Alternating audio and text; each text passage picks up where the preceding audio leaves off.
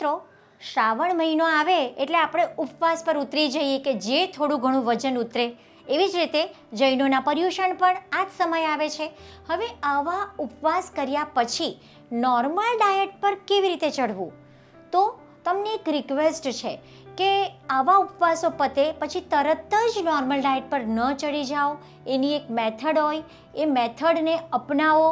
જો શક્ય હોય તો તમારા નજીકના વૈદ્ય કે ડૉક્ટરને મળો કે અમે 28 કરી છે, અમે આટલા ઉપવાસ કર્યા છે, તો હવે અમારે નોર્મલ ડાયટ પર કઈ રીતે ચડવું જોઈએ કે જેથી અચાનક પાછું વેઇટ ગેઇન ન થાય. સિમ્પલ યાદ રાખવું હોય તો બપોરનું જમવાનું ધીમે ધીમે વધારજો.